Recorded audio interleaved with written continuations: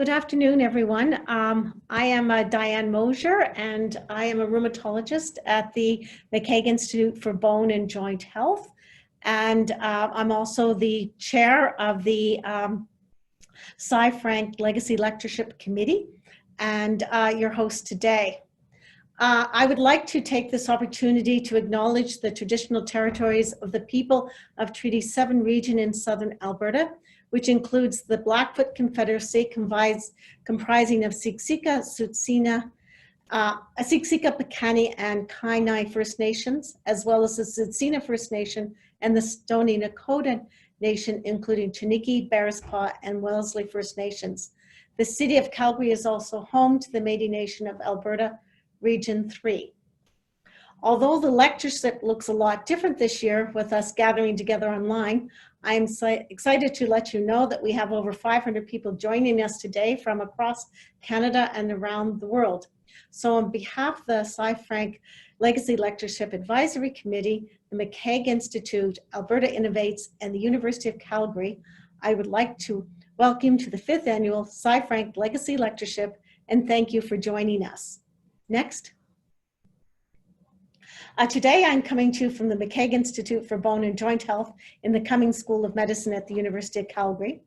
The McCaig Institute of Bone and Joint Health is a multidisciplinary research institute comprised of basic scientists, orthopedic surgeons, rheumatologists, radiologists, kinesiologists, and biomechanical engineers, all working together to understand, prevent, diagnose, and develop new treatments for bone and joint conditions. Next. Just a few housekeeping things and a few technical pieces for today's webinar. Note, if you leave the webinar during this lecture, you can rejoin the event by signing back in with the same link.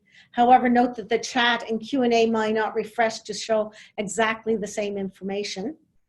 The chat and the Q&A features are open to anyone during the session, and that's at the bottom of your screen. Use the chat feature to report a technical issue or send a message to all panelists or all panelist attendees. The chat feature can be also a great place for discussion, but please be mindful and double check that you are sending the messages to the people you intended to send them to. Event organizers from Continuing Medical Education Office and the McCaig Institute will be monitoring the chat box for any non-content related or Zoom technical difficulties. Next. So after today's lecture, we will be hosting a Q&A session, and you use the Q&A to ask any questions from the lecture. You can ask the questions at any time throughout. However, we won't be answering these until the end of the lecture when we have a moderated Q&A session. And only questions in the Q&A box will be answered.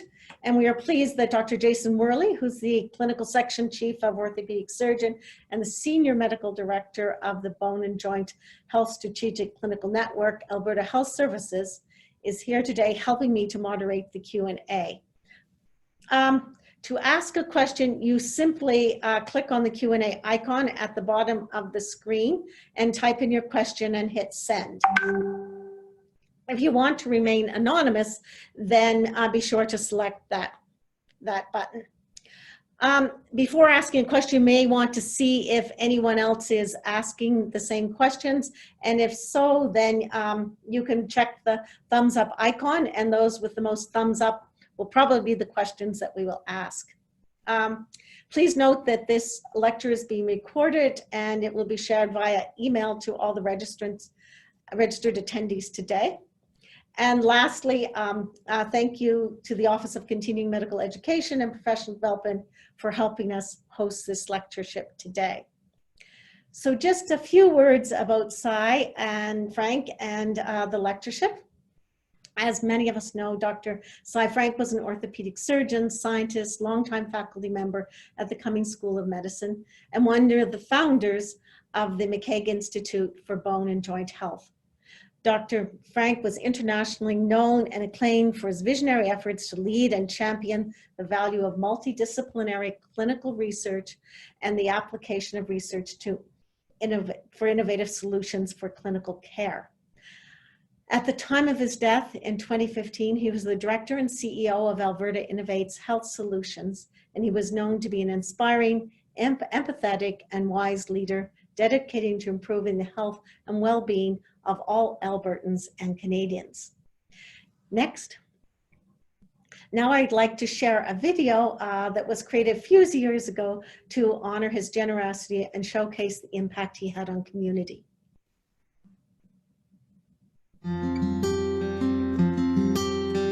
It's a huge question to ask about Dr. Frank's contributions because they've been many, they've been varied. Dr. Frank was very integral in orthopedics in Canada and medicine in general. His innovation in trying to develop new ways to deliver care was of such a great impact on both Alberta orthopedics and Alberta medicine.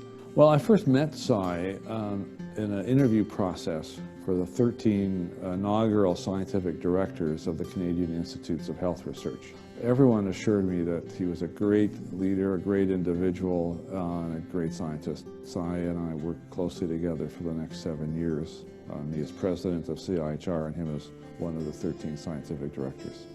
I worked for Cy at Alberta Innovates Health Solutions when he joined 2.5 years ago as the CEO.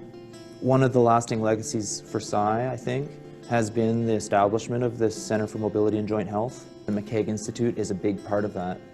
And what Cy always believed was the power of putting an engineer together with a clinician to have that collaborative environment. As a researcher, he had the respect of the entire orthopedic research community throughout the world. One of the great attributes that Cy had was his ability to put it all together, to form a plan, to get people behind that plan, but then to be able to implement the plan.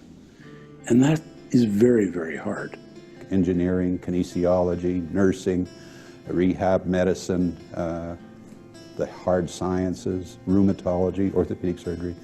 That was all his vision, and he wanted us all mixed up. He was adamant that we had to be all rubbing shoulders day to day in this multidisciplinary group. Cy really believed that research could inform better clinical care, but he worked in the real world, and he understood how he had to make changes locally, how he had to make changes provincially, how he had to affect change nationally. And that really earned him a reputation in Canada and beyond as somebody who passionately believed in better clinical care for people. He had a really strong vision around the value of sharing health information and what that could mean for the improvement of providing services to the patient. He struggled with some of the injury-related things that many of his patients did, and that helped him, I think, identify with patients. I think that's what really made him who he was and why he has garnered so much respect, is because of that ability to relate to people, no matter their background, no matter where they come from, and be able to bring people together and to share ideas. People felt like he was genuinely interested in what they had to say because he was. The lectureship is intended to promote and to make sure that those enduring qualities that Cy represented are continued even now that he isn't with us. I think he'd say keep going. You know, he leaves behind a real huge number of champions that are trying to make the world a better place, that are trying to make it better for patients and it better for clinicians.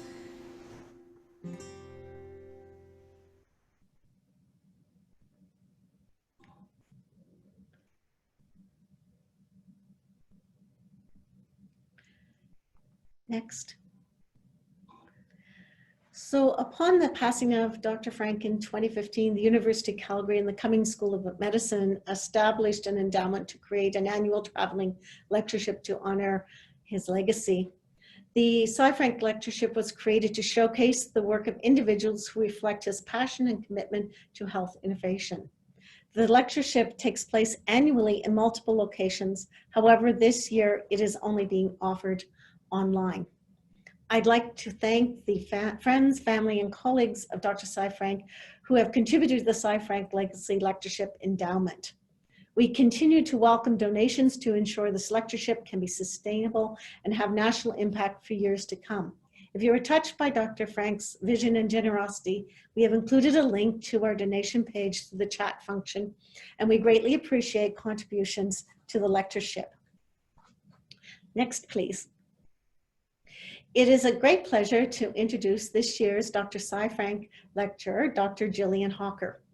Dr. Hawker is the Sir John and Lady Eaton Professor and Chair of Department of Medicine at the University of Toronto and Senior Scientist at the Women's College Research Institute. Dr. Hawker is a rheumatologist, Senior Scientist at ISIS, and holds a cross appointment at the Institute for Health Policy, Management and Research at the Dalai Lama School of Public Health at the University of Toronto. As anyone who knows Dr. Hawker, she is a passionate advocate for osteoarthritis research, implementation of best evidence into practice and policy change to address the enormous burden of this disease. Over the course of her academic career, she has established a record of academic excellence in the field of osteoarthritis outcomes.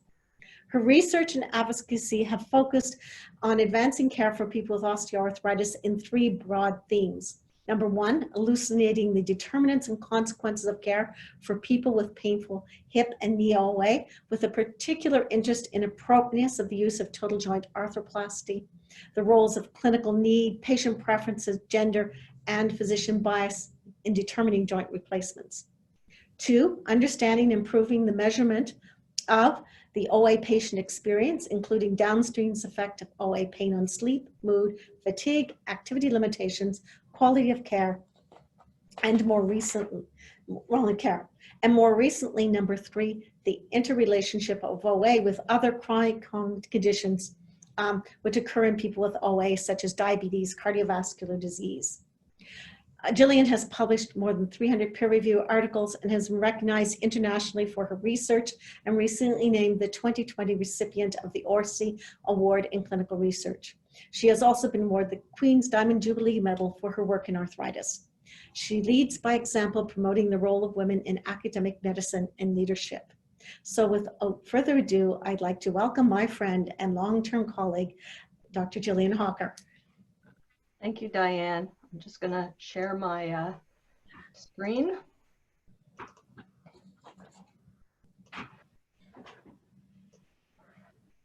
I've got to say to everybody that this is really the most incredible honor. Cy was a dear, dear friend and mentor, and I am blown away to be here speaking to you to honor him. I have no disclosures. I think when I listened to the previous people that came and lectured to honor Cy, they didn't probably know him quite the way Diane Mosier and I know him. And I thought I'd give you a little bit of background about the Cy that sponsored, promoted, and advocated for people with arthritis. Although in the video, I think you really heard about his desire to put people together in interdisciplinary teams so that we could do better work and really advance the science faster. He also introduced me to a number of individuals, and I didn't realize that Dame Sally also he had introduced me to. So 3 of the previous 4 Cy Frank lecturers, Cy introduced me to. So really a true sponsor. So the beginning of meeting Cy really went back to the late 1990s when the National Centers of Excellence established the first disease-specific Center of Excellence for arthritis, the Canadian Arthritis Network. And as Ellen Bernstein said in the video, shortly thereafter in 2000, Cy was named the very first inaugural Institute of Musculoskeletal Health and Arthritis Scientific Director. In his usual way, Cy lobbied Dennis Morris, who was then president and CEO of the Arthritis Society, together with leaders of the Canadian Arthritis Network, to come together and really think about how do we set an agenda for osteoarthritis research. And 2 years later, we held what to me was really a transformational event in my academic career, an osteoarthritis consensus conference. The purpose of this day that we spent together was really to galvanize arthritis research networks, not just nationally, but internationally, in order to respond to the rising burden of disease from arthritis, but osteoarthritis in particular. We brought in people from around the world. The NIH was represented, the UK was represented.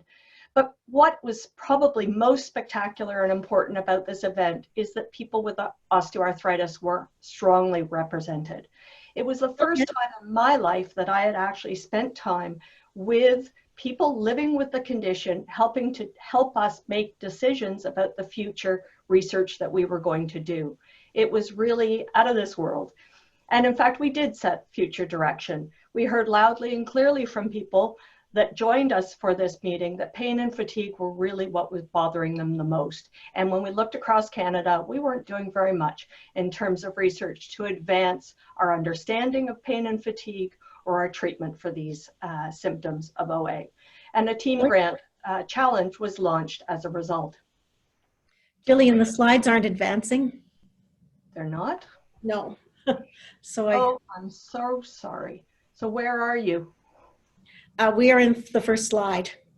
Oh my goodness. Okay.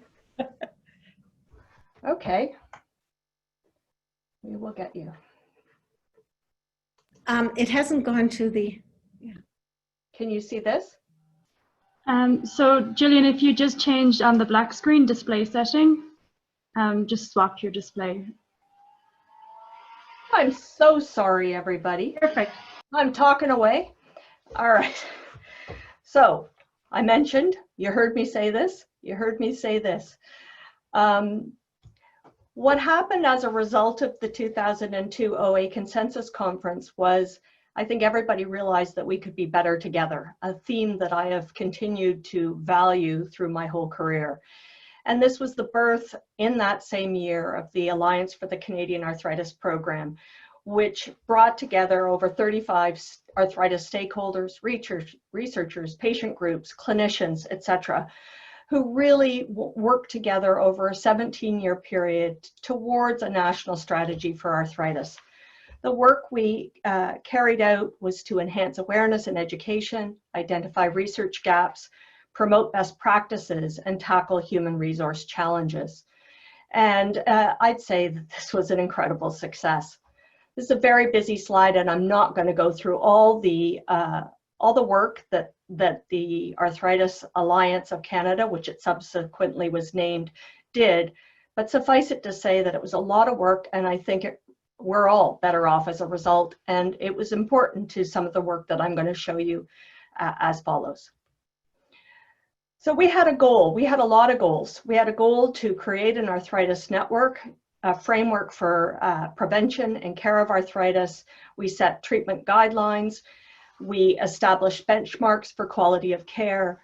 We developed models of care, toolkits to advance innovative models like Cy did in arthroplasty. And I guess the question is, what did we accomplish? When I think about all of this work over all of this period of time, it was really pretty humbling. I looked at some of the slides that actually Diane Mosier and I used to present to the federal government on a series of occasions, and honestly, I was worried that not much had changed over the past 10 to 15 years. And I'm hoping that I can convince you that some things have been accomplished since then, and this was all worthwhile. So what I'm going to do in the next few minutes, more than a few minutes, is talk about the current population burden of OA, quality and outcomes of care for people with OA, in particular focusing on the role of comorbidities, because I know most of you are very interested in what happens to diabetes and cardiovascular disease and hypertension and dementia, but we often don't think about what happens as a result of osteoarthritis, and then where we go with respect to the science in addressing this important condition. Let me begin by acknowledging the incredible graduate students without whom none of this research would happen. There are many more, but these are the group of individuals who've really played a role in the work that I'm going to talk about.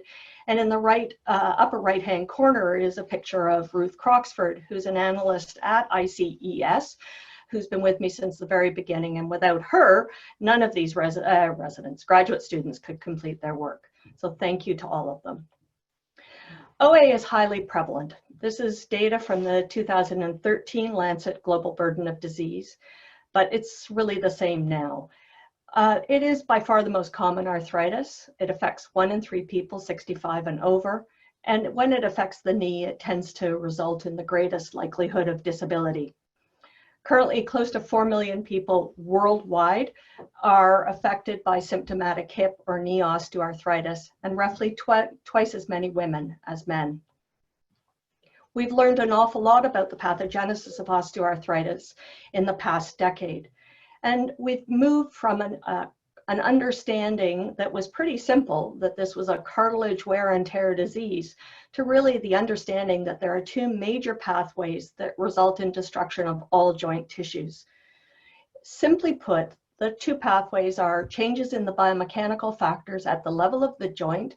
So basically anything that causes a supraphysiologic load on the joint, such as obesity, knee injury, a ligament tear, for instance, malalignment, or muscle wasting or loss of muscles that affect the ability to move normally through activity. On the right-hand side is really where we've spent a lot of time in the past few years elucidating the mechanisms that lead to OA. We always knew that osteoarthritis increased in frequency with aging, and we can't do much about that. We know that our genetics do play a role, such as how we shape our bones, our joints, the quality of the tissues in the joint tissues. We know that sex plays a role, that women are more likely to be affected and more likely to be disabled, but we still haven't got a really good understanding as to why. It's the final common pathway of all inflammatory or infectious arthritis conditions. So they all look the same at the end when they go to arthroplasty, but then here's obesity again. In fact, we know now that obesity is associated with a 2 to 5-fold increased risk of osteoarthritis in the hands, and clearly we don't walk on the hands. So there is a clear relationship between systemic inflammation due to metabolic syndrome or obesity and osteoarthritis, which we're still tinkering at and trying to understand. The prevalence of osteoarthritis is very much rising, and that's really because of these 3 major risk factors. Obesity in 2014 was estimated to affect 39% of adults 18 and over who were overweight, and another 13% who were obese. Physical inactivity, which leads to muscle weakness, is also very, very prevalent. About 23% of adults 18 and over were felt to have insufficient physical activity in 2010, higher in high-income countries like ours, as well as higher in women than men. And the rise in participation in youth sports and recreational activity in all ages has increased the likelihood of injury, in particular ACL tears, meniscal tears, etc. So I think what most people don't realize is osteoarthritis now, according to the 2016 Global Burden of Disease, is the 3rd most rapidly rising condition associated with disability after diabetes and dementia. The symptoms of osteoarthritis, pain, fatigue, depressed mood, sleep disorders, it drives the economic burden. People with pain are unable to work, unable to continue to manage on their own. We know that pain severity is associated with healthcare utilization, both absenteeism and presenteeism at work, and early retirement. There's no cure, as I've already said, and as a result, the costs continue to accrue over time, making this a very expensive societal burden. I think COVID is an interesting time to think about knee replacement, which quote unquote is non-essential. And I am an arthroplasty researcher, and it is a great procedure. Of course, I'd like people never to need arthroplasty, but this is actually work by Stefan Lomander, which shows over a period of 14 years, the likelihood of a person ending up with knee arthroplasty, knee replacement, based on their baseline BMI. And what you can see is the green line shows people with a pretty normal BMI who have a very low risk of arthroplasty versus those who are obese with a BMI of 30 or higher who have a very high risk of arthroplasty. We currently do about 50,000 knee replacements annually in Canada, and it's estimated to be about 4 times greater in 2030. Furthermore, Bhishma Ravi, who did this as a graduate student with me, showed that the most rapid increase in rates of knee replacement are happening in the youngest adults. In the purple, we see the individuals less than 60 years, and in the red, less than 60 years, and in the purple, individuals 20 to 49 years of age. Look at the increase there.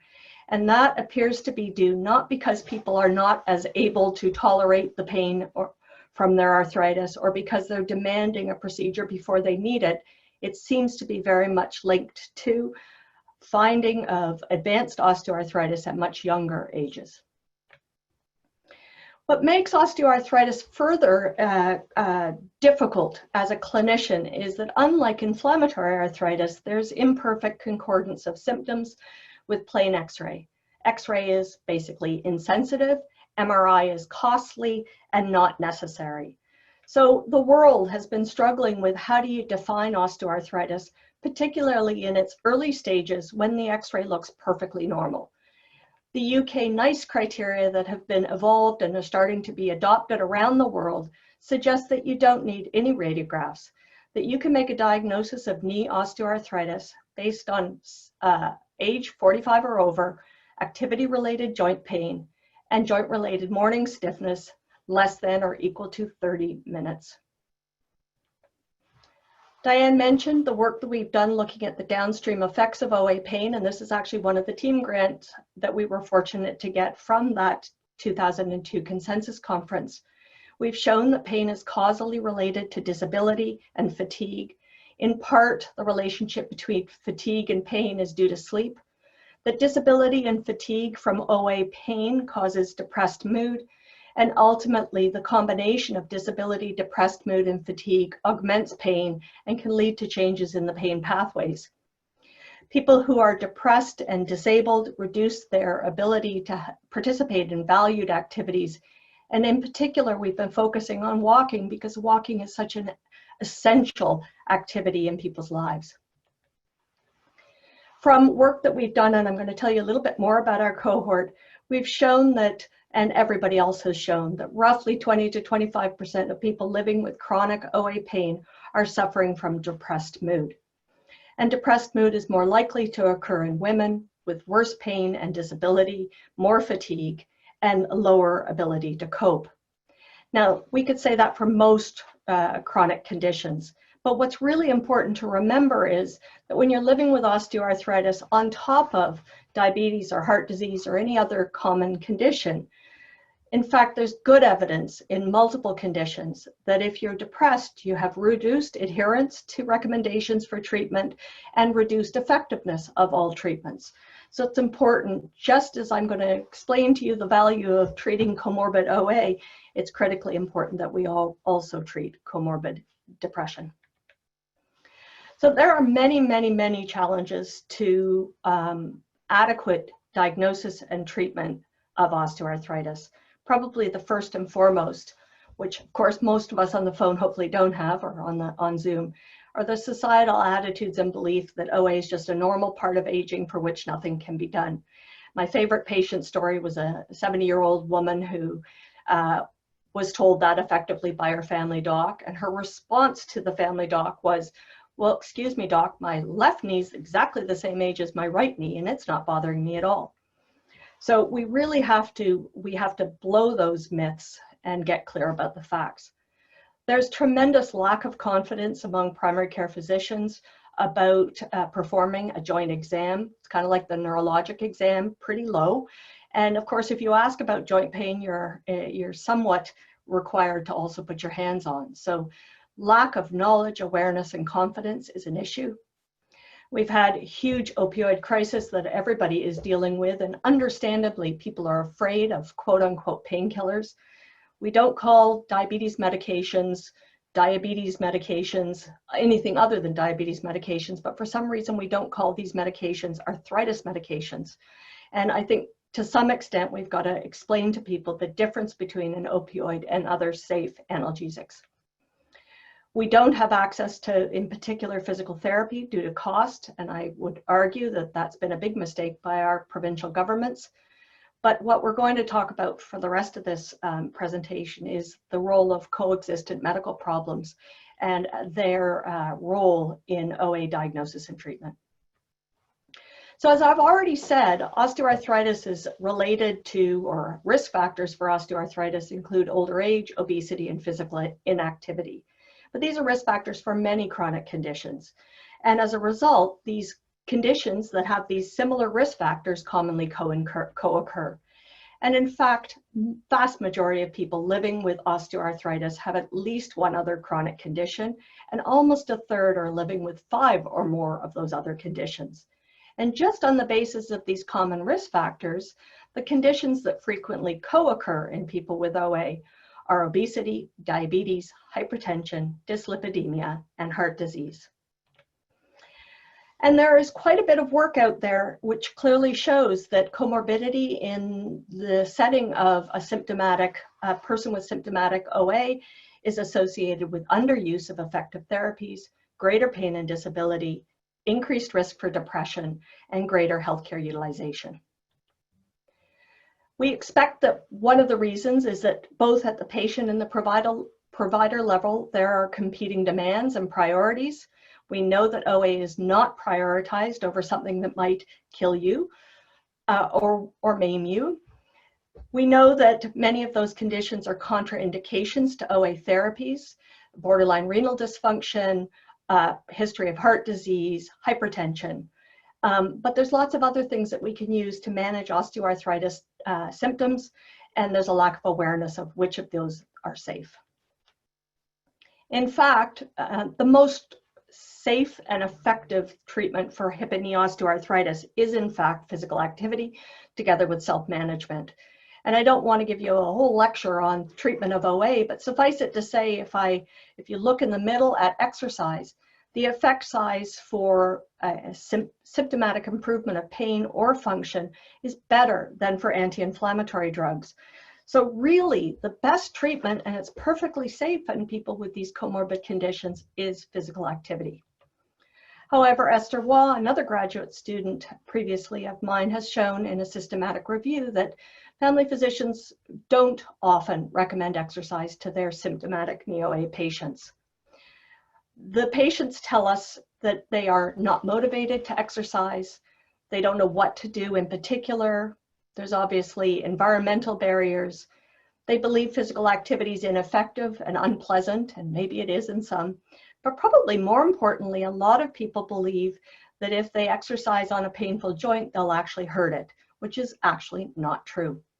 They also have the same belief that OA is inevitable and should be tolerated. We've learned from interviews of physicians that they believe patients are not motivated to exercise and that they're expected to prescribe a pill. They lack knowledge and skills around physical activity prescription and behavior change strategies, coaching. They would love to have and believe they don't have access to other health professionals who can help them in delivering and monitoring physical activity. And they too believe that exercising on a painful joint might be harmful. As a result, when we don't treat the pain of knee OA, we take somebody that's quite active and turn them into a bit of a couch potato. And that inactive or sedentary individual, we think, is then at higher risk for these other conditions. Because physical activity is a core element of all chronic disease therapies. In OA, I've already said it improves pain and function. It also reduces joint load and stiffness. It improves muscle weakness, improves mood, and improves balance. But in cardiometabolic diseases that are comorbid in OA, physical activity is necessary for improvement of lipid metabolism and levels, glucose control, and to reduce that metabolic systemic inflammation. So we've had a number of hypotheses. We hypothesized that people with hip and knee OA, symptomatic hip and knee OA, would be at greater likelihood of developing difficulty walking, mobilization, and that would be associated with physical inactivity, increasing risk for cardiometabolic diseases. And in fact, they scooped us a little bit, but Eveline Neusch and Peter Juni, who's now at the University of Toronto, I scooped them after this paper was published. looked at a UK cohort of individuals 35 and older with symptomatic hip and knee OA who were recruited in the mid-1990s from English general practices. They all reported baseline walking difficulty, yes or no, and he looked at their survival status and cause to death up to February of 2009 using data from national statistics in the UK. What they found is that controlling for a number of confounders, walking difficulty was associated with increased all-cause death with a hazard ratio of about 1.5. So a 50% increased risk of all-cause death in people with walking difficulty versus without. And what they showed is that that was predominantly due to cardiovascular causes. In a similar cohort that we had created, assembled back in the 1990s as well from 100% of the population in 2 regions of Ontario, we had done baseline and follow-up questionnaires assessing joint pain, physical function, and health status. And we thought we could use these data to similarly examine the relationships between osteoarthritis and cardiometabolic disease outcomes. We had the good fortune of being able to link our survey data with health administrative databases at ICES. And that made it possible for us to look at healthcare use and associated costs as well as mortality. Just very briefly, we screened close to 40,000 individuals, and of that we heard back from about 30,000 who completed the screening questionnaire. Of those, after excluding people that would not be eligible, we had about 20,000 people in our cohort for study. Of those, a quarter reported difficulty walking, and these are not all people with arthritis. 15% had knee OA and 10% had hip OA. And we defined hip and knee OA using self-reported criteria. This was before the UK NICE criteria came along, but they're pretty similar. So the first question we asked was asked actually by Lauren King and Tatiana Kenzerska, who were both doctoral students. Does hip and knee OA, painful hip and knee OA, cause difficulty walking? They examined this relationship cross-sectionally and adjusted for many confounders. Importantly, they looked at all sorts of other clinical conditions that might cause walking difficulty. And what they found is that the strongest relationship between a comorbidity or a condition and walking difficulty was for osteoarthritis, with a very strong dose effect such that the more hips or knees that were affected by symptomatic OA, the higher the odds of difficulty walking. They were smart and said, well, let's develop a clinical nomogram to allow walking difficulty to be predicted based on combinations of patient characteristics.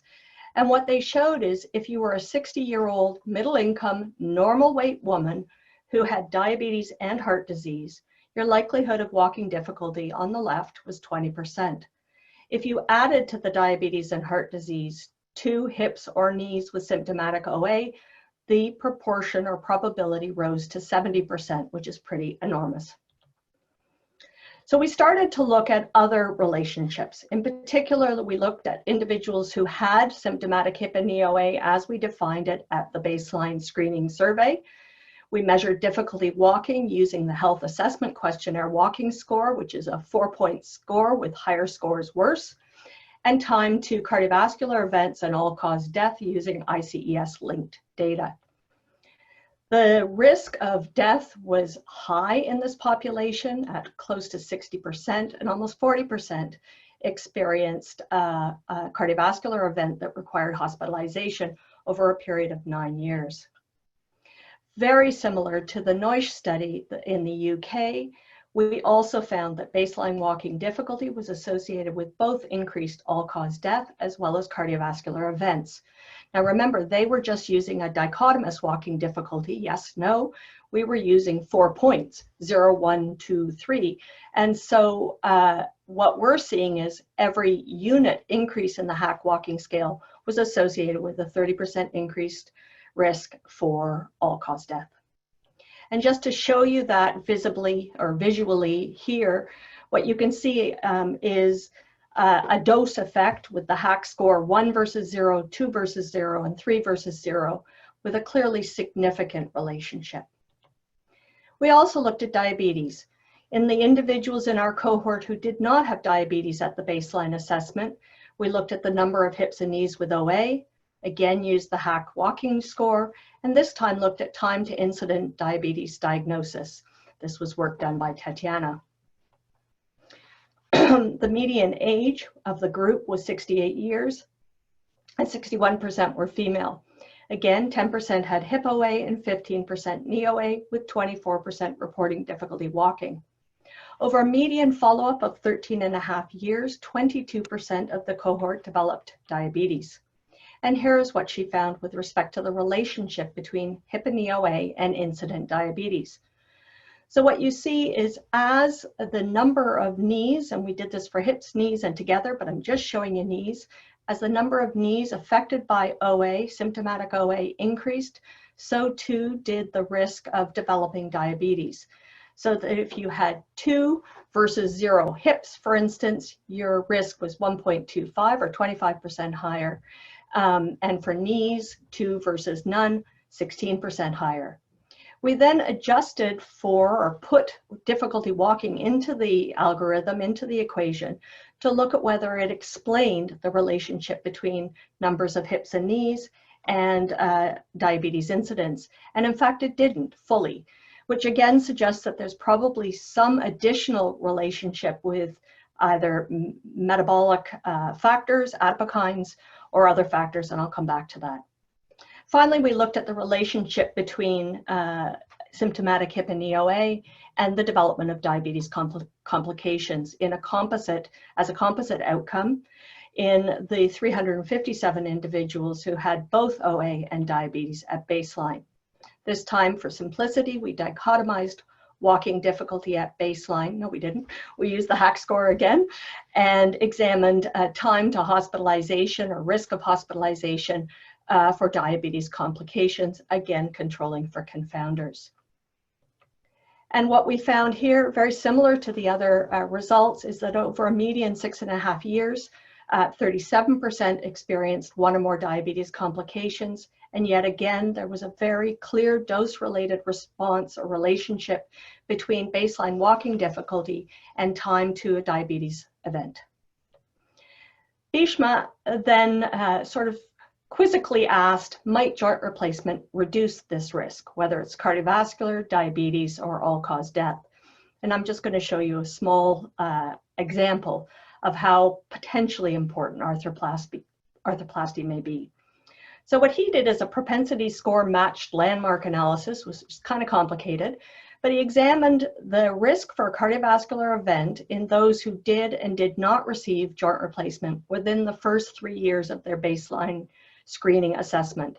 He had 153 matched pairs of people with moderate to severe arthritis. So everybody had moderate to severe arthritis, and half got arthroplasty, half did not. And this is his results.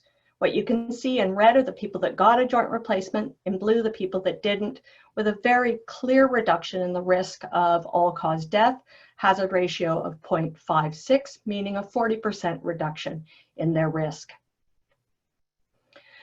So when he calculated the number of joint replacements needed to prevent 1 death, the number was 8. And when you think about it, that's pretty darn close to the number needed to treat for physical activity to improve diabetes or for physical activity to improve metabolic syndrome. So we're in the same general ballpark. So the take-home message from a lot of research, and I'm only showing you some of it, is that we think this suggests that OA-related difficulty walking may be a clinically relevant and modifiable risk factor for serious adverse outcomes in common comorbid conditions, in particular diabetes, cardiovascular disease. There are potential explanations. These were observational studies. We don't know about over-the-counter NSAID use, and we may not have adequately controlled for anti-inflammatories. We haven't got a good idea or a good sense of how much depressed mood might have impacted adherence to medications or other treatment strategies for these other conditions. We didn't look at changes over time in weight or physical activity, and in fact, we didn't have measures of physical activity. And finally, we really don't know anything about what's happening at a systemic level in these people. And obviously, these are observational studies. They are subject to bias. And so really, it's time to, we feel, move from observational work to implementation, which again seems to fit with Cy very much. So we're in the process now of moving knowledge into practice. We are lucky to be funded by CIHR to test the hypothesis that improved diagnosis and treatment of osteoarthritis in people with diabetes and concomitant symptomatic knee OA will reduce walking difficulty, and by virtue of that, improve engagement in physical activity, enabling better diabetes control, and ultimately not just osteoarthritis, but also diabetes outcomes. So have we accomplished anything over the past years? And thinking about Cy, I thought a lot about, okay, where are we now? Are we in a better place than we were at the beginning of all this? I'm not an OA injury prevention person, but I know a lot of people in the room are, or on the screen are. We have not implemented effective prevention strategies for knee injury or joint injury. We use helmets for concussion, but we should be implementing coaching strategies to prevent knee injury. We have oodles of guidelines. They haven't really changed much over time, and we still have no cure and nothing that prevents disease progression in this disease. And that is a sorry state. However, through work that we've been doing with the International OA Research Society, the FDA now considers osteoarthritis a serious disease. This was important because in 2014, they created guidelines for expedited drug development. And by calling it a serious disease, we can use an intermediate biomarker to design and study drugs, as opposed to waiting years and years for end-stage disease. Now we just need the biomarkers. So I guess this is my time to plead to the basic scientists and translational researchers that are here today. I can't, with my research skills, find the treatments, the cures, unlock the mystery of osteoarthritis. It is a complicated disease, but I think that Canadians should be spending a heck of a lot more money on a condition that's as prevalent as it is and has such an incredible impact on all those other conditions that we're spending a lot of money on. So I thought I'd end by simply saying we're about to celebrate the 100th anniversary of the discovery of insulin, and a year later, its injection into humans, which we know has had a dramatic effect. I'd kind of like this next discovery to focus on osteoarthritis. And I want to thank Cy for all of his guidance and support and wisdom over the years. I hope he's proud of what we've accomplished. Thank you very much.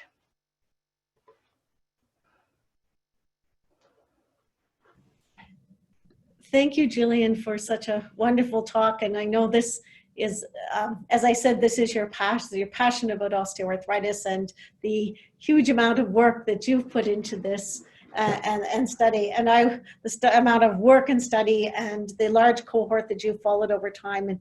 And I really think that I would be proud of all the work that's been done.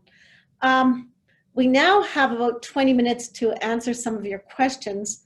So we're going to go until 5:30 to answer these questions. So actually we have about 40 minutes, but we may not go that long.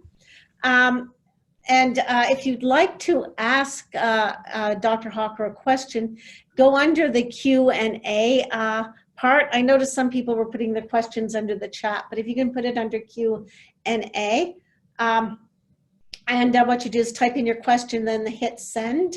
And if you want to remain anonymous, be sure you select anonymously. And if you see the question already been asked and you'd like to have it, put a thumbs up by it, and we can, that may get more weight to answer the question. So I'm going to turn things over to Jason Worley, and he's going to help moderate, and we'll go back and forth with the questions. That's great. Thanks, Diane, and thanks, Gillian. Very insightful lecture and lots of great information. So the first question was posed by Carolyn, and it's been upvoted to the top there, is how much exercise is needed to prevent OA or to improve outcomes? So that's a loaded question because there's two questions there. How much exercise to prevent I don't think we have really good data that exercise prevents osteoarthritis. We do know, however, that strong muscles and moving joints does keep them healthy, but nobody's, to my knowledge, really studied other than the dichotomous inactive sedentary versus physically active. With respect to management, the nice, easy answer is not very much. Basically, moving versus not moving is effective. And it really doesn't matter what people do with respect to their physical activity. Even if it's going for a walk versus somebody who wants to do something more vigorous, it doesn't matter. It all helps with respect to symptoms. Great. Thank you, Gillian. The question here is from Alia Abbas Harali, and said, thanks for the great talk. 2 questions. A, are there any biomarkers to predict risk of developing OA in order to prevent disease progression? And B, slightly unrelated to the talk, but can we use the gut microbiome to improve patient outcomes? Great questions. Thank you very much for answering them. There was a huge amount of money and resource put into a consortium to identify biomarkers, and honestly, nothing really solid came out of it. And I think it's because we're studying people who have multiple different phenotypes or etiologies. So if we throw into a study somebody with obesity-related OA and somebody else with an injury-related OA and try to look at a common biomarker, it doesn't seem like we're going to find them. So that's where we have to get much, much smarter and start splitting out the subgroups of OA, and that's where it gets very complicated. But the bottom line is, right now, no. With respect to, what was the other part, Diane? Prevention?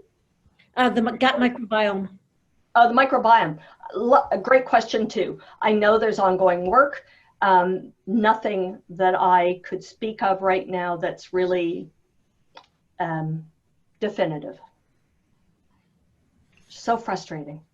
That's great, Gillian. So the next question from Amanda Ali. Thank you for your presentation. It seems we've known for some time that exercise and physical activity is beneficial for those with OA and comorbidities. What needs to be done to implement this finding? Can you speak to the specific strategies you think might be most efficacious for the OA population? So in fact, what we're doing, that's also a great question. What we're doing is looking at whether or not diagnosis and treatment of osteoarthritis within people who have other problems like diabetes, heart disease, hypertension, improves those other outcomes. We think that if we can convince people that managing their OA is just as important as managing those other life-threatening conditions, and they are life-threatening.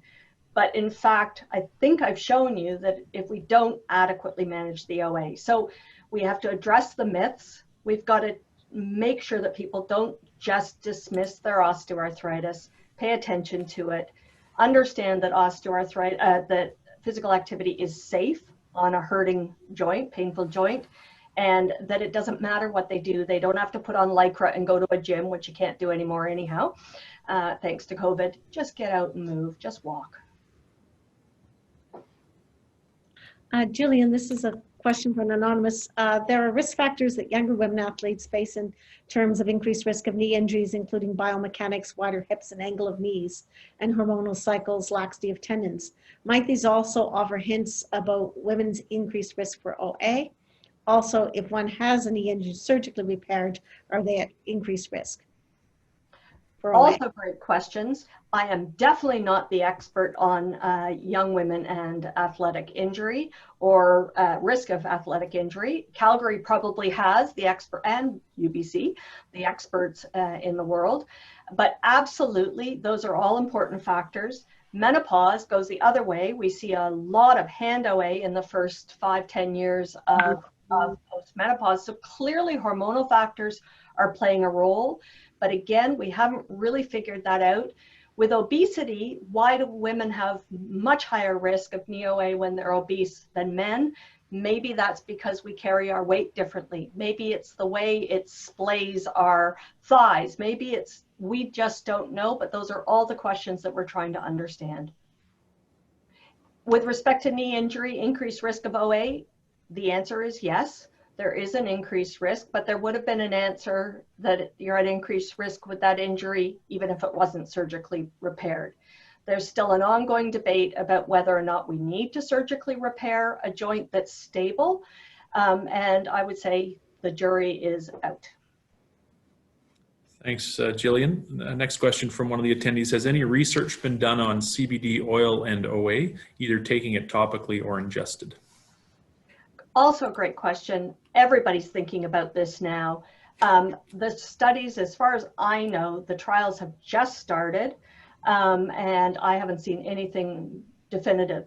I showed you some pictures of guidelines in 2019 and 20. All the big osteoarthritis and arthritis societies produced new guidelines. There was not enough on CBD at all. So I think we need that research done, but we don't have the data at this point.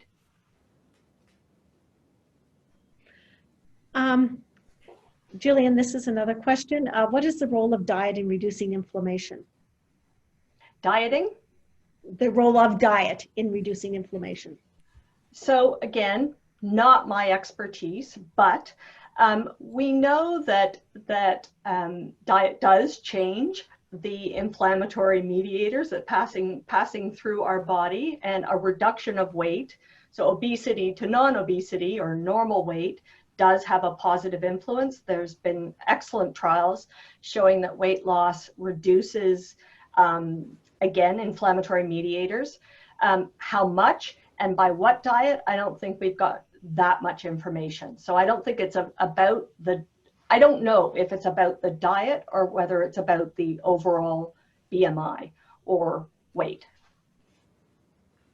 Thanks. Robert Griffiths asked, does walking and exercise reverse OA or stabilize OA or just reduce pain while OA continues to progress? Great question too.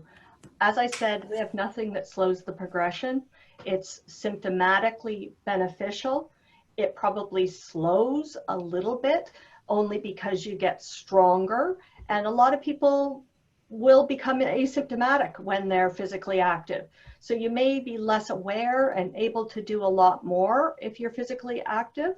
And not all osteoarthritis progresses to needing joint replacement. It's highly variable, but mainly it's a symptom treatment. Gillian, this is from Gillian Curry. It strikes me that we need to teach our children physical activity literacy in school. It does not need to be sports, which doesn't work for all people. We should teach people what healthy physical activity looks like. Yeah, I totally agree. I think we've put in people's minds that physical activity is exercise, and there's nothing wrong with exercise. But you can be physically active without going out and doing vigorous exercise, without spending money on equipment, without spending money on facilities. And a lot of people, a lot of patients will say, well, I can't afford this, I can't afford that. All you need is a pair of running shoes, really, to be able to do adequate physical activity. I think, you know, this all sounds so simplistic, and this is why I was having a life crisis thinking about giving this talk, because isn't it kind of pathetic that this is still where we are in terms of osteoarthritis treatment? Yes, physical activity is great. And yes, it's critical to all these conditions, but we don't just treat diabetes with physical activity or heart disease with physical activity. We've got medications. So I just pray somebody out there is paying attention and not just happy with physical activity, which we will all continue to push, but I'd like to see more activity in the research realm beyond physical activity. Sorry, that was my rant. Miriam Burchuk asks, is it possible that the majority of OA is simple insulin resistance at the level of the joint? Would that explain the overlap between type 2 diabetes, metabolic syndrome, and OA? Yeah, that great question. That has been studied very well. And actually there was an insulin resistance hypothesis years ago. And insulin resistance does play a role, but it isn't the whole story. So it's a lot more complicated than that. I wish that was it. Gillian, this is from Michael Dang. In terms of research, do you think we should focus more on alternatives to reduce pain or investigate in disease-modifying agents that'll slow down disease progression or reverse? That's a fabulous question too. I think those of us in the OA outcomes research field are even more perplexed because it seems that agents that may slow or modify the course of disease may do nothing for symptoms. And similarly, we know we can treat the symptoms, such as the anti-nerve growth factor agents, without improving progression. So very complicated. It means that we probably need to be doing both at the same time. We need something that's acting at disease progression and something else that's managing the symptoms, we think, which is just going to make it more difficult. It's a question that's been upvoted a number of times. What do we know about the relationship between OA and the risk of falls? All of these are excellent questions. We know that osteoarthritis, especially if there's a ligamentous instability or a lot of pain or locking or giving way, definitely can increase the risk of falls. And that is one of the many reasons why we want people to strengthen their muscles and pay attention to when they have an unstable joint, which may mean, of course, that they might need something else like a brace or a surgery or whatever. But most people don't have an unstable joint. Most people are just weak. And so that's where, again, physical activity could reduce that risk of falls. So Gillian, this is from Jackie Whitaker, and she thanks for the presentation, Gillian. When you consider the similar burden of diabetes and OA, yet the significant disparity in the amount of public funding that goes towards preventing and treating OA as opposed to diabetes, how is it ethical that provincial healthcare systems continue to not fund PT and other exercise interventions for OA?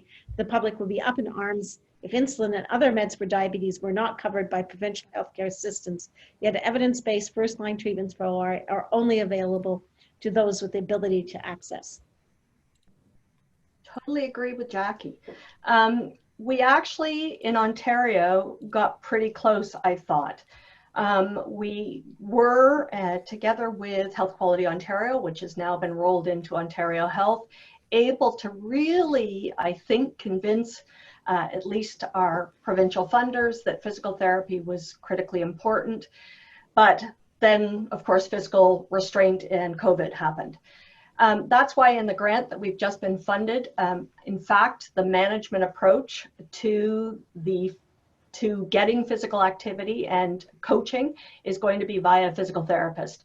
So hidden within that grant is a justification for funding physical therapy, because I don't believe that physicians are going to have the time or inclination to be prescribing and coaching on level of physical activity. I think we need other health professionals to do that, and physios are probably the best. Thanks, Gillian. Deborah M. asks, thank you for this great presentation. Where would you suggest that the most value would be generated from investment in research on OA? Implementation and uptake of OA management guidelines, prevention, more efficient delivery of healthcare services such as joint replacement? Okay, so that's on the upstream, as opposed to, because I think we need fundamental research at this point to really try to disentangle the phenotypes and elucidate pathways that we can target for treatment. So that, I think, is critically important. The low-hanging fruit is the implementation. I hinted at arthroplasty, but I won't hint much more. The long and the short of it is we have, and in fact, I'm sure many of you reviewed grants for the COVID CIHR competition. And I was interested to see the number of grants that were arguing whether a procedure was essential or non-essential. And while I completely, don't get me wrong, I totally understand why, making a cancer diagnosis or, treating with a stent a blocked artery are more important than joint replacement. I think the people that think about arthroplasty aren't thinking about the effects on everything else in the patient's lives. And that's why That's why I'm showing you these data. I think that until we have something better, we need to get people to arthroplasty, if it's hips and knees, sooner, faster, more efficiently, and not keep building up the wait times. I do think physical therapy should be funded, and I think we should be doing a much better job of screening for OA, which could be done with the NICE UK criteria extremely easily. So I think the low-hanging fruit are pretty low, but there has to be a will and a way. So Gillian, this is from Cheryl Barnaby. Thank you, Gillian, for your work. What has been the uptake impact of the OA toolkit for primary care physicians? Could you speak to dissemination and education interventions for health providers? Thanks, Cheryl. I wish I could see you. So Cheryl's referring to a toolkit that was prepared in combination by the Arthritis Alliance of Canada and the College of Family Physicians of Canada, across Canada, with the Center for Effective Practice or Practice Effectiveness. I'll probably get the term wrong. In any case, it's a very simple toolkit designed for primary care that addresses those myths, addresses the importance of physical activity first, addresses the importance of topical and injectables before oral therapies, etc. It's nice. Has it been taken up? That is a very good question. We were allowed to do a knowledge transfer sort of workshop at the first Canadian conference, and then I don't know. So, and again, in Ontario, it was sort of adopted by Health Quality Ontario, and then it disappeared into Ontario Health. So I don't know, and that is something I would like to find out, but I really don't know. Thanks, Gillian. Marvin Fritzler asks, a few years ago when he was in Japan, they showed him convincing data that stem cell transplants were the answer. Does stem cell transplant have any place today in real-time management of OA or even a subset of OA? My politically incorrect answer will be no, it has no role to play. There is really lousy data. It is not methodologically rigorous at all. And we have no concept for stem cells about what's the dose, how should it be prepared, how should it be injected or provided. And a large amount of money is being made by people injecting stem cells everywhere. So at this point, we need research, and that is an area that is ripe, and there are many ongoing trials, but we need good science. Thank you, Gillian. This is from Sarah Bansky. Thank you so much for the presentation, Gillian. Understanding OA phenotype subtypes seems to be a critical step in developing effective therapies. Yet these are some of the hardest studies to conduct as they require lengthy follow-ups. Do you have any suggestions on how to approach funding organization to encourage this type of work? Great question. Probably not, but I'll try. I think, again, what makes osteoarthritis different, for instance, from inflammatory arthritis is that different pathways could be acting in different joints in the same person. So I could have an ACL tear in my right knee. I could have been a pitcher and have a bunged up left elbow. And at the same time, I have congenital hip dysplasia and have hip OA. So it makes it really tough. And all the studies, or many of the studies to date, have used animal models, and everybody understands why they used animal models, where they actually either go in and with a caustic agent destroy the joint or clip a ligament or tendon, but that doesn't mimic real life. So personally, I think we should be spending more time thinking about families and cohorts of people with similar etiology and understanding them in depth.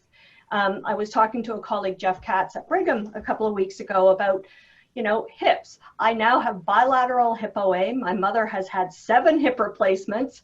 I've never been overweight. I've always been physically active. We should be studying the me's of this world. Let's try to understand that. And the other group that people are studying are the people that don't develop osteoarthritis. There are plenty of 90-year-olds out there with nothing. They are perfectly pristine, beautiful joints. So, you know, I think it's a combination. I think we've been stuck in our piece of the joint that I like to study. You know, the cartilage guys, the ligament guys, gals too. You know, we don't think of the joint as a complex moving agent, and it's tough. It's so tough. But I think we need to focus on people who have or have not got OA and families, and try to understand it that way. Thanks, Gillian. This one's from Alexander Baker. Hyaluronan as an injectable material has been used for OA with mixed success. Do you see a place for biomaterials as injectable strategies to reduce OA pain and protect joints? Thanks. That's also an excellent question. The problem with hyaluronic acid is really that, again, it hasn't been studied. It has been studied. It's been studied at length. All of the positive trials for hyaluronic acid are industry funded. All of the negative ones are not industry funded. So there's a bit of a problem there, which has raised a lot of skepticism.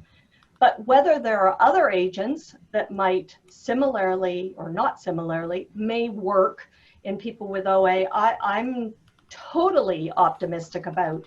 And I think a local topical or injectable agent also has the potential to be much safer in somebody that has multiple comorbidities, which most of these people do.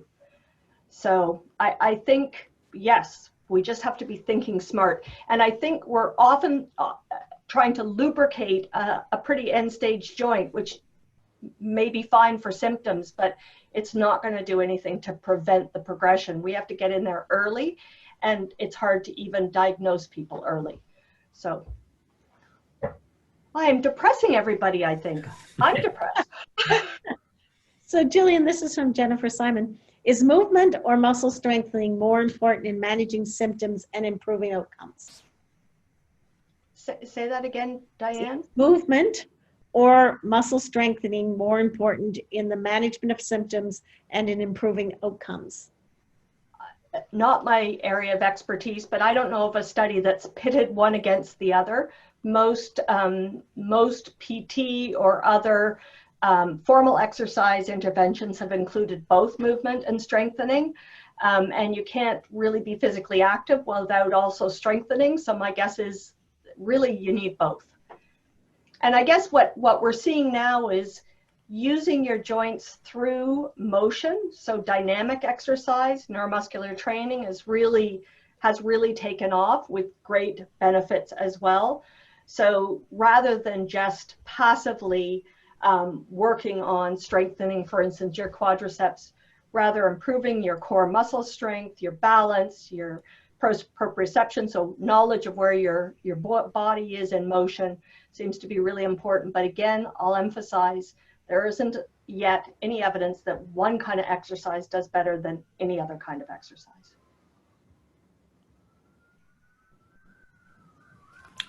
Thanks, Gillian. Next one from John Mathias, comment and a question. Nicely done, Gillian. If movement activity is good for many cardiovascular and metabolic comorbidities and is good for OA, is activity treating the same underlying problem, i.e. in series, or do you think these are done in parallel, i.e. different problems with a similar solution? That's a great question. Thank you. You know, that is, somebody asked a little bit before about where should the research be focusing. We don't really know why physical activity works. And that's what we need to understand. And, you know, I can't answer your question, but I think those are the kinds of questions we do need to be studying. So we know physical activity affects, for instance, adipokine levels in the systemic circulation. We know it improves strength. We know it improves mood, but how much of what is actually resulting in improvements in heart function or glucose control or pain in a joint? I don't believe we know that. And I think that did come up at our last ORSI meeting, International OA Research Society meeting. And I do think we should be paying more attention on what is that black box of physical activity? Why does it work? why so successfully, and is there something about it that we could be tapping universally that is good for everything, which is kind of what we think right now.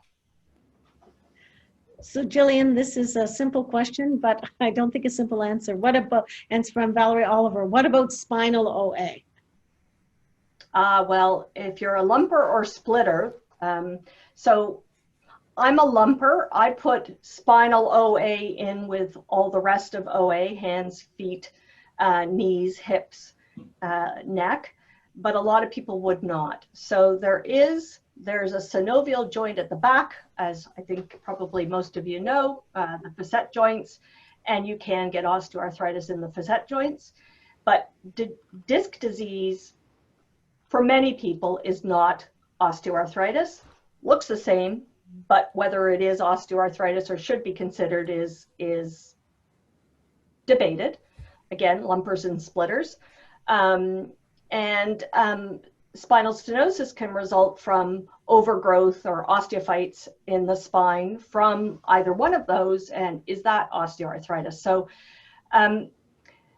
they tend to happen in the same people, and so we do concomitantly see OA in the spine, but most low back people would say it really depends what you're talking about when you talk about back OA. So I didn't really answer your question, I don't think. I think what we'll do is probably do 2 more questions and then sum up the session. Sounds good. This is from Dr. Hill, neurologist. The theme is the same as stroke. You have to move to live. Perhaps reframing the impact of OA therapy, including arthroplasty, as life-saving intervention should not be understated. You have comments? Thank you for that. I agree. That's why I called this talk a not so silent killer. That is where our research is going right now. I think in order we're 20 years, Diane, almost 20 years from the OA Consensus Conference. We don't have OA considered a chronic disease in Canada. It is not up there. When we talk about major comorbidities or morbidities in the population, it's never mentioned. So I've been twisting myself into a pretzel to try to get my colleagues interested and convinced that we need to manage this condition. And the only way I could figure it out is by joining the diabetes and cardiovascular folks and showing that if they don't manage OA, they're going to have worse outcomes. And that's what our current grant hopes to do. Lauren King, who's a doctoral student, is leading that work. And I don't hope, but I kind of do hope that we can show that treating OA prevents diabetes, bad outcomes in diabetes. Yes, Gillian, you and I went to the federal, provincial, territorial meeting on chronic diseases to try to convince them that if they couldn't control any chronic diseases if patients couldn't walk, but we were never invited back. So I think last question, do you have any thoughts on the controlling the metabolic disorder with a medication like metformin? Could such a medication possibly have some effect on improving OA? Great question. Don't know. Good study to think about. I don't know. So I think, I mean, there are many, many other questions, and we're sorry if we didn't get everybody's question asked, but I think that, Gillian, you've done a huge amount in asking and answering many, many questions, and you were not able to read the chat line, but people are thanking you for your great answers to these questions. And I want to thank you again for this wonderful, insightful talk. So on behalf of our advisory committee, the McCaig Institute, Alberta Innovates, and the University of Calgary, I'd like to thank each and every one of you for attending this year's lecture. And it was wonderful to be able to share this event with everyone across Canada and beyond. And just to note that all of the registered attendees today will get an email and a survey about the event, so we know how to carry on with this event in the future. And we sincerely hope you enjoyed this lecture and that you can all have a wonderful evening. Thank you.